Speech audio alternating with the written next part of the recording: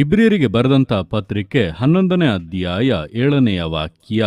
ನಂಬಿಕೆಯಿಂದಲೇ ನೋಹನು ಅದುವರೆಗೂ ಕಾಣದಿದ್ದ ಸಂಗತಿಗಳ ವಿಷಯವಾಗಿ ದೈವೋಕ್ತಿಯನ್ನು ಹೊಂದಿ ಭಯಭಕ್ತಿಯುಳ್ಳವನಾಗಿ ತನ್ನ ಮನೆಯವರ ಸುರಕ್ಷತೆಗೋಸ್ಕರ ನಾವೆಯನ್ನು ಕಟ್ಟಿ ಸಿದ್ಧ ಮಾಡಿದನು. ಈ ವಾಕ್ಯದಲ್ಲಿ ನೋಹನು ನಂಬಿಕೆಯ ಮೂಲಕವಾಗಿ ಜಲಪ್ರಳಯದಿಂದ ಯಾವ ರೀತಿಯಾಗಿ ತಪ್ಪಿಸಿಕೊಂಡನು ಎಂಬುದಾಗಿ ತಿಳಿಸಿ ನುಡಿದಂಥ ಸಂಗತಿಗಳನ್ನು ವಿವರಿಸಲಾಗಿದೆ.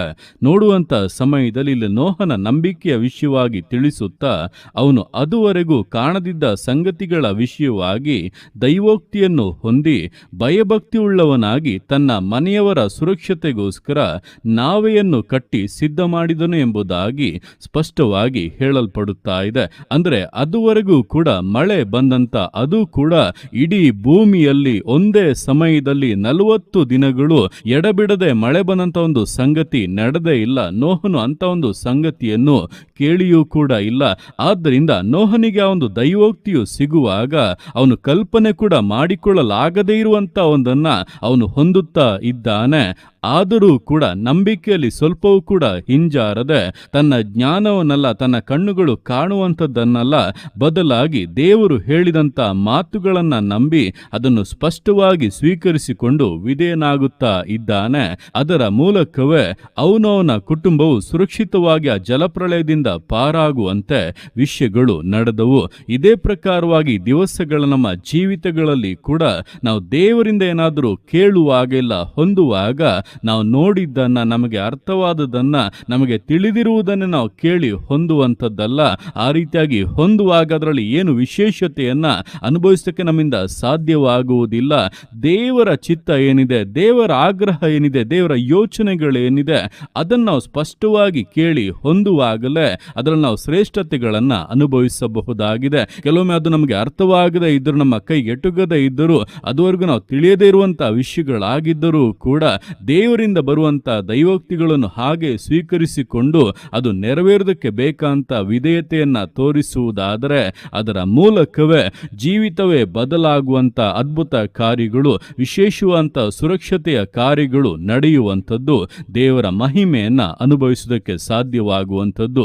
ಆದ್ದರಿಂದ ಈ ದಿವಸಗಳಲ್ಲಿ ದೇವರು ನಿಮ್ಮ ವಿಷಯವಾಗಿ ಒಂದನ್ನು ಮಾತನಾಡಬೇಕು ಅನ್ನುವಾಗ ನಿಮ್ಮ ಆಲೋಚನೆಗಳನ್ನೆಲ್ಲ ತೆಗೆದು ಹಾಕಿ ದೇವರ ಆಲೋಚನೆಗಳು ಏನಿದೆ ಎಂಬುದನ್ನು ಕೇಳುವುದಕ್ಕೆ ನಿಮ್ಮ ಜೀವಿತವನ್ನ ಶುದ್ಧಪಡಿಸಿಕೊಳ್ಳಿ. ಒಂದು ಬಿಳಿ ಹಾಳೆಯ ಹಾಗೆ ನಿಮ್ಮ ಜೀವಿತವು ಸಿದ್ಧವಾಗುವಾಗಲೇ ದೇವರದರ ಮೇಲೆ ಸ್ಪಷ್ಟವಾದ ತನ್ನ ಉತ್ತರಗಳನ್ನು, ತನ್ನ ಆಲೋಚನೆಗಳನ್ನು ತಿಳಿಯಪಡಿಸುವಂಥದ್ದು. ನಾವು ಅನೇಕ ವಿಷಯಗಳ ಗೊಂದಲದಲ್ಲಿ ಇರುವಾಗ ದೇವರು ಹೇಳುವುದು ಇಲ್ಲ, ಆತನು ಹೇಳುವುದು ನಮಗೆ ಸ್ಪಷ್ಟವಾಗಿ ತಿಳಿಯುವುದೂ ಇಲ್ಲ. ಆದ್ದರಿಂದ ನಮ್ಮ ಆಲೋಚನೆಗಳನ್ನು ಈ ದಿವಸಗಳಲ್ಲಿ ಶುದ್ಧ ಮಾಡಿಕೊಂಡು ದೇವರೇ ನೀನು ಹೇಳು, ನಿನ್ನ ದಾಸನು ಕೇಳುತ್ತಾನೆ ಎಂಬುದಾಗಿ ಆತನ ಮುಂದೆ ಸಮರ್ಪಿಸಿ ಪ್ರಾರ್ಥಿಸುವುದಾದರೆ ದೇವರ ದೈವೋಕ್ತಿಗಳು ಪ್ರಕಟವಾಗುತ್ತದೆ. ನಿಮ್ಮ ವಿಷಯವಾಗಿರುವಂತಹ ಆತನ ಆಲೋಚನೆಗಳು ಬಹಿರಂಗವಾಗುತ್ತದೆ. ಅದನ್ನು ನೀವು ನಂಬುವಾಗ, ಅದಕ್ಕೆ ನೀವು ವಿಧೇಯರಾಗುವಾಗ ವಿಶೇಷ ರೀತಿಗಳಲ್ಲಿ ಅದು ನೆರವೇರುತ್ತದೆ. ಜೀವಿತವು ಆಶೀರ್ವಾದವಾಗಿಯೂ ಸುರಕ್ಷತೆಯಾಗಿಯೂ ಬದಲಾಗುತ್ತದೆ. ಅಂತಹ ಮೇಲುಗಳನ್ನು, ಆಶೀರ್ವಾದಗಳನ್ನು ಈ ದಿವಸಗಳಲ್ಲಿ ನೀವು ಪ್ರತಿಯೊಬ್ಬೊಬ್ಬರು ಕೂಡ ಅನುಭವಿಸಬೇಕೆಂಬುದೇ ದೇವರ ಇಷ್ಟವಾಗಿದೆ, ಚಿತ್ತವಾಗಿದೆ. ಅದನ್ನು ಹೊಂದತಕ್ಕಂತೆ ನಂಬಿಕೆಯಿಂದ, ಸಮರ್ಪಣೆಯಿಂದ, ದೃಢತೆಯಿಂದ ವಿಶ್ವಾಸ ಜೀವಿತಗಳನ್ನು ಮುನ್ನಡೆಸೋಣ. ದೇವರ ಕರಗಳಲ್ಲಿ ಸಮರ್ಪಿಸಿ ಪ್ರಾರ್ಥಿಸೋಣ. ಯೇಸುವೆ ಸ್ತೋತ್ರ ರಾಜ, ಕೊಟ್ಟಂತ ದಿವಸಕ್ಕೋಸ್ಕರ ಸ್ತೋತ್ರ ಕರ್ತನೆ. ಈ ದಿವಸ ನಿನ್ನ ಕರಗಳಲ್ಲಿ ಸಮರ್ಪಿಸ್ತಾನೆ. ಪ್ರತಿಯೊಂದು ಜೀವಿತಗಳನ್ನು ನೀನು ಆಳ್ವಿಕೆ ಮಾಡು, ಬಲಪಡಿಸು ಕರ್ತನೆ.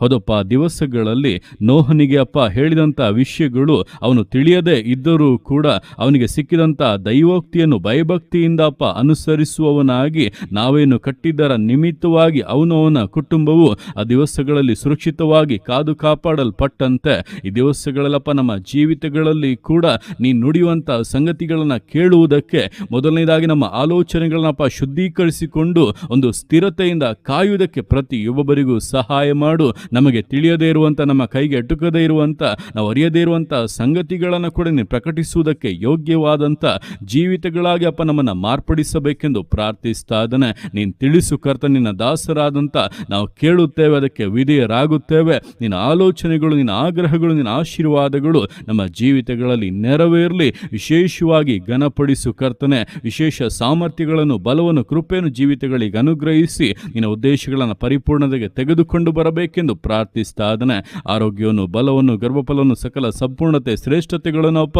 ಜೀವಿತಗಳಿಗೆ ಅನುಗ್ರಹಿಸು, ವಿಶೇಷವಾಗಿ ಘನಪಡಿಸು. ನಿನ್ನ ಅರ್ಥಗೆ ಮಾಡುವಂಥ ನಿನ್ನ ಪ್ರೀತಿಗೋಸ್ಕರ, ಕೃಪೆಗೋಸ್ಕರ ಅಪ್ಪ ನಿನಗೆ ಸ್ತೋತ್ರಗಳು. ಪ್ರತಿಯೊಂದು ಜೀವಿತಗಳನ್ನು ಅಪ್ಪ ನಿನ್ನ ಕರಗಳಲ್ಲಿ ಸಮರ್ಪಿಸ್ತಾ ಇದ್ದಾನೆ. ಆಶೀರ್ವದಿಸು, ಮಾನಿಸು, ಘನಪಡಿಸು. ಎಲ್ಲ ನಿನ್ನ ಕರಗಳಲ್ಲಿ ಸಮರ್ಪಿಸಿ ಎಲ್ಲ ಸ್ತುತಿಗಾನ ಮಹಿಮೆಯನ್ನೊಬ್ಬನಿಗೆ ಸಲ್ಲಿಸಿ ಯೇಸುವಿನ ನಾಮದಲ್ಲಿ ಬೇಡುತ್ತೇನೆ ತಂದೆಯೇ. ಆಮೇನ್, ಆಮೇನ್.